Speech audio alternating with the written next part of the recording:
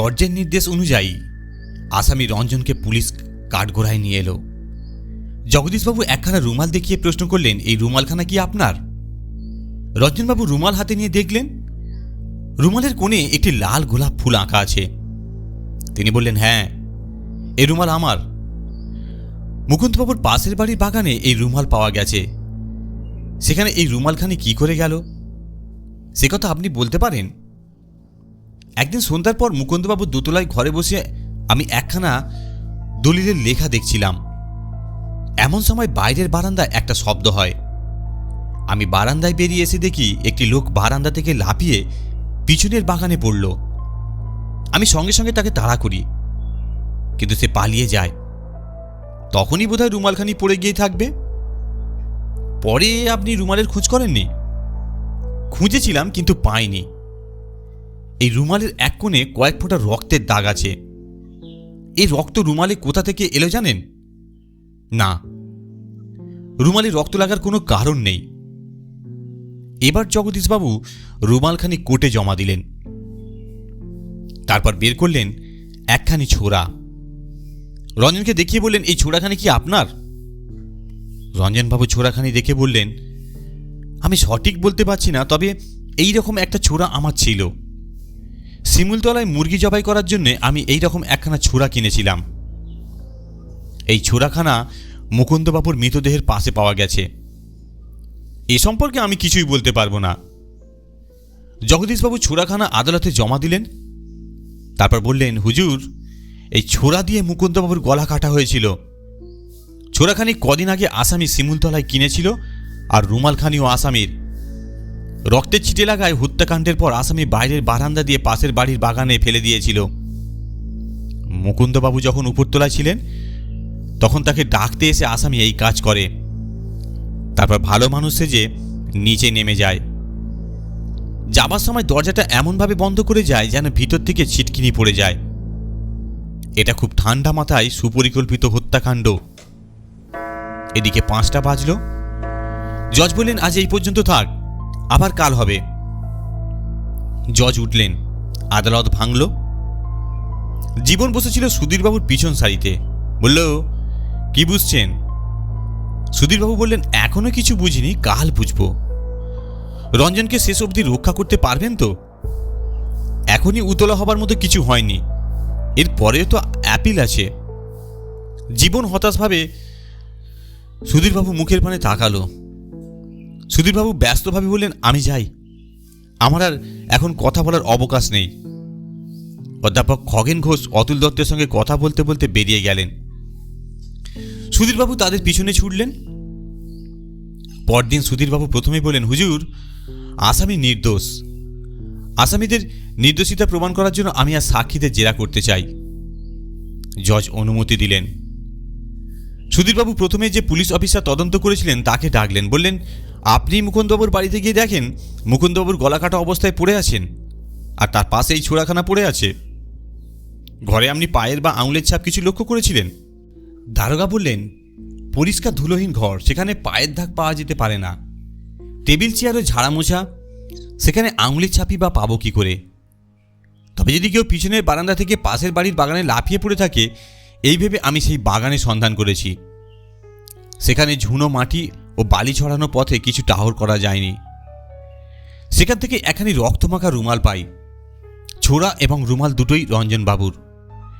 সেই কারণেই রঞ্জনবাবুকে আপনারা আসামি বলে ধরেছেন, তাই তো? রঞ্জনবাবু ছোরা ও রুমাল নিয়ে অন্য লোকও তো খুন করতে পারে। ছোরার উপর আঙুলের ছাপ দেখেছেন? কোনো ছাপ নেই। সম্ভবত ওই রুমাল জড়িয়ে ছোরাখানা ধরা হয়, আঙুলের ছাপ না রাখার জন্যে। রঞ্জনবাবুকে সঙ্গে নিয়ে যখন আপনারা তার ঘরে তল্লাশ করতে যান, তখন তার ঘরে কোনো বিশেষত্ব লক্ষ্য করেছিলেন কি? ঘরখানা ঠিকমতো গোছানো ছিল না, তবে ছেলে ছোকরাদের ঘর ওরকমই হয়, গোছানোটা মেয়েদের কাজ। ঘরে সেই অবস্থা দেখে রঞ্জন কিছু বলেছিল? বলেছিল, ঘরে কেউ ঢুকে এমনি করে গেছে। ঘরে সত্যিই কেউ ঢুকেছিল কিনা সে সম্পর্কে আপনারা কোনো তদন্ত করেছিলেন? পায়ের বা আঙুলের ছাপ দেখা, মালিককে জিজ্ঞেস করা প্রভৃতি কোনো খবরদারি করেছিলেন? না, প্রয়োজন বলে মনে করিনি। খুনি আসামি ধোঁকা ফেলার জন্য অমন অনেক কথা বলে থাকেন। রঞ্জনবাবু ঘরে সন্দেহজনক কিছু পেয়েছিলেন? না। দারোগার সাক্ষ্য এখানেই শেষ হলো। এবার সুধীরবাবু ডাকলেন অতুল দত্তকে। আপনার কয়লার খনি আছে? শুধু আমার নয়, আমাদের। আমি তার ম্যানেজিং ডিরেক্টর। কতদিন আপনি এই পদে আছেন? গত 1 বছর। বাবাই দেখাশোনা করতেন। বাবা ব্লাড প্রেসারে কিছু অসমর্থ হয়ে পড়ায় আমি ম্যানেজিং ডিরেক্টর হই। আপনার বাবা কোথায় আছে এখন? কি নাম? অমিয় দত্ত। এখন আছে ধানবাদে। সেখানে আমাদের বাড়ি আছে। আপনি কতদূর পড়াশোনা করেছেন? ক্যালকাটা ইউনিভার্সিটির বিএসসি। আপনি শিমুলতলায় গিয়েছিলেন মুকুন্দবাবুকে লাখখানেক টাকা শেয়ার বেচাবার জন্য? মুকুন্দবাবু বাবাকে লিখেছিলেন যে পাকিস্তানের কাছ থেকে এবার 3 লাখ টাকা তিনি পাবেন। বাবা বললেন তা থেকে যদি লাখখানেক টাকা তিনি খনির ব্যাপারে লাগান তাহলে আমাদের পাশের খনিটাও আমরা কিনতে পারি। সেই জন্যই আমি ওকে সব বোঝাতে শিমুলতলায় যাই।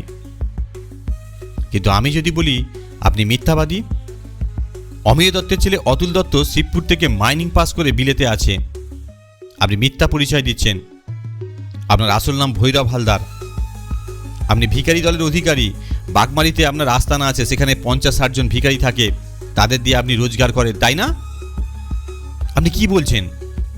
আরও শুনুন, এখানে কোনো লোক আপনাকে ভাড়া করে এনেছিল মুকুন্দবাবুকে 2 লাখ টাকার দলিলটা হস্তগত করার উদ্দেশ্যে।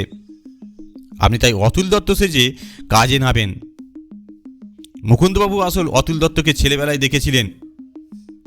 আমি মিথ্যা পরিচয়ের অভিযোগে সন্দেহভাজন ব্যক্তি হিসেবে আপনাকে গ্রেপ্তার করার জন্য আদালতের আবেদন জানাচ্ছি। এ অন্যায়। এ ব্যাপার আমি সহ্য করব না। আমি প্রমাণ দেব।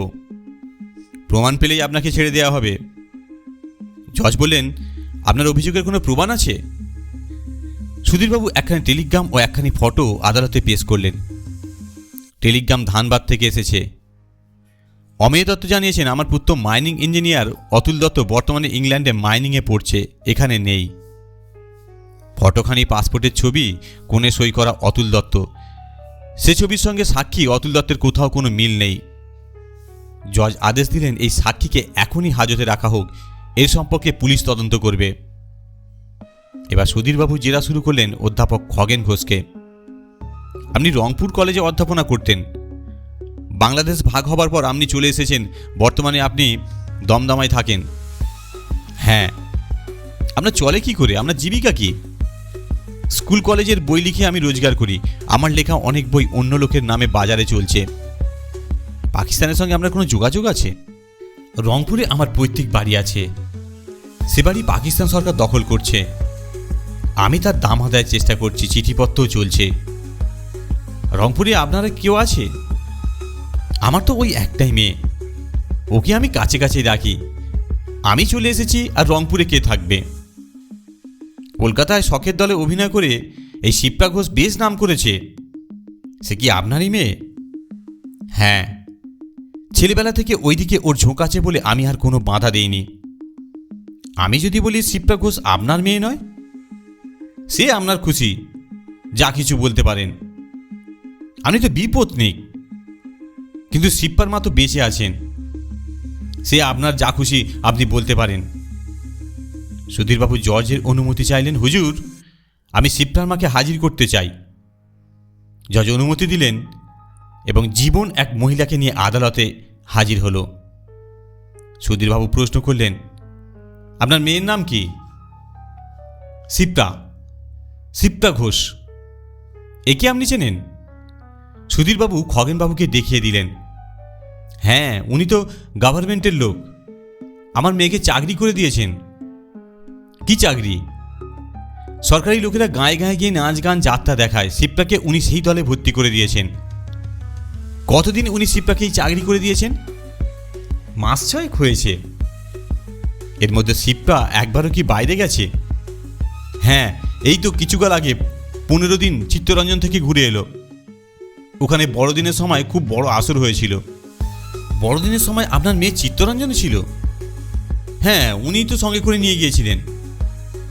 সুধীরবাবু জজকে বললেন, হুজুর, খগেন ঘোষকে মিথ্যা সাক্ষী দেবার জন্য আমি অভিযুক্ত করছি। জজের নির্দেশে পুলিশ খগেন ঘোষকেও পাকড়াও করল। সুধীরবাবু বললেন, হুজুর, আমি খগেন ঘোষ অতুল দত্তের বাড়ি তল্লাশ করতে চাই। সেই রিপোর্ট না অবধি মামলা মুলতবি রাখার আবেদন জানাচ্ছি। জজ বললেন, আজই খানা তল্লাশ করে পুলিশকার রিপোর্ট দেবে, মামলা মুলতবি রাখা নিষ্প্রয়োজন। সন্ধ্যার একটু পরেই সুধীরবাবুর টেলিফোন বেজে উঠল। তিনি টেলিফোন ধরলেন। আমি জীবন সরকার শিয়ালদহ স্টেশন থেকে টেলিফোন করছি। শিপ্রাকে অনুসরণ করে আমি পাইকপাড়ায় যাই। আধ ঘন্টা পরে শিপ্রা বাড়ি থেকে বেরিয়ে সোজা বেলেঘাটায় আসে। সেখানে একটি মাঠকোটায় প্রায় আধ ঘন্টা অপেক্ষা করে। তারপর একজন লোককে সঙ্গে নিয়ে শিয়ালদায় এসেছে। শিপ্রা টিকিট কেটেছে, কোথাকার টিকিট জানি না, ট্রেনের জন্য তারা অপেক্ষা করছে। শিপ্রার হাতে কোনো ব্যাগ আছে? একটা বড় ভ্যানিটি ব্যাগ ছাড়া আর কিছু নেই। সঙ্গে লোকটির হাতে? না। রেলওয়ে পুলিশকে বলে তাদের আটকাও, আমি এক্ষুনি যাচ্ছি। পুলিশকে বলবে মূল্যবান ডকুমেন্ট পাকিস্তানে চলে যাচ্ছে, গ্রেপ্তারের দায়িত্ব আমার। সুধীরবাবু তখনই একখানা ট্যাক্সি নিয়ে ছুটলেন শিয়ালদহ স্টেশনের দিকে। শিয়ালদহ স্টেশনে শিপ্রা ধরা পড়ল। তার ভ্যানিটি ব্যাগের মধ্যে পাওয়া গেল মুকুন্দবাবুর হোশিয়ারি মিলের দলিল ও সেই সম্পর্কিত কাগজপত্র। পরদিন আদালতে সওয়াল করলেন সুধীরবাবু। ভৈরব ও গোকুল সম্পর্কে মামাতো পিস্তুত ভাই, দুজনেই রংপুরের বাসিন্দা। মুকুন্দবাবুর ফ্যাক্টরির সব কথা তারা জানত। ওই টাকাটা হস্তগত করার জন্য তারা ষড়যন্ত্র করে। গোকুল খগেন ঘোষ সেজে আর ভৈরব সাজে অমেয় দত্তের ছেলে অতুল। অ্যামেচার ক্লাব থেকে শিপ্রাকে তারা জোগাড় করে। সঙ্গে মেয়ে থাকলে মানুষের সন্দেহ হবে না, তাছাড়া সুনন্দার সঙ্গে মেলামেশার সুবিধাও হবে। ভৈরব মুকুন্দবাবুর ঘর থেকে দলিল চুরি করা যায় কিনা সেই চেষ্টায় এক রাত্রে মুকুন্দবাবুর বাড়িতে ঢুকেছিল, কিন্তু রঞ্জনবাবু দেখতে পেয়ে তাড়া করেন। ভৈরব পাশের বাড়ির বাগানে লাফিয়ে পড়ে পালিয়ে যায়। ঘটনার দিন রাত্রে শিপ্রা একসময় ঘর থেকে বেরিয়ে যায়। বরাবর সে মুকুন্দবাবুর ঘরে গিয়ে ঢোকে। টেবিলের দোয়ার থেকে সে দলিলপত্র চুরি করে। ঠিক সেই সময় মুকুন্দবাবু খসড়াটা রাখার জন্য ঘরে গিয়ে পড়ে। গোকুল অলক্ষ্যে তার পিছনে ছিল। ঘরে শিপ্রাকে দেখে মুকুন্দবাবু চিৎকার করতে যান। গোকুল তখন তাকে হত্যা করে। এই রকম একটা ঘটনার জন্য গোকুল আগে থেকেই তৈরি ছিল। রঞ্জনবাবুকে যাতে পুলিশে সন্দেহ করে সেজন্য আগে থেকেই কার্যকারণ তৈরি করে রেখেছিল। রঞ্জনের ঘর থেকে রুমাল ও মুরগি কাটা ছোড়া সে সংগ্রহ করেছিল। সেই দুটো বস্তু তাকে সংগ্রহ করে দেয় শিপ্রা। তার প্রমাণ এই ছোট্ট লাল পাথরখানা। শিপ্রার আঙুলে একটা সাপ আংটি আছে। সাপের দুটি চোখে দুখানি লাল পাথর বসানো ছিল। একটি চোখের লাল পাথর খোয়া গেছে, এই পাথরখানি সেইটি। এটাকে পাওয়া গেছে রঞ্জনের সুটকেসের মধ্যে। রুমাল বের করে আনার সময় কোনো রকমে এই পাথরখানা আংটি থেকে খুলে সুটকেসের মধ্যে পড়ে যায়। আমি এটা তার সুটকেসের মধ্যে আবিষ্কার করি। মামলা ঘুরে গেল। ভৈরব ও গোকুলের 6 বছর করে সশ্রম কারাদণ্ড হলো। শিপ্রার হলো 2 বছর। রঞ্জনবাবু মুক্তি পেলেন। জজ রায় দেবার সময় সুধীরবাবুর প্রশংসা করে বললেন, সুধীরবাবুর মতো আইনজীবী আদালতের গৌরব। ধন্যবাদ। গল্পটি শোনার জন্য অসংখ্য ধন্যবাদ। আপনারা সুস্থ থাকুন, ভালো থাকুন এই কামনাই করি।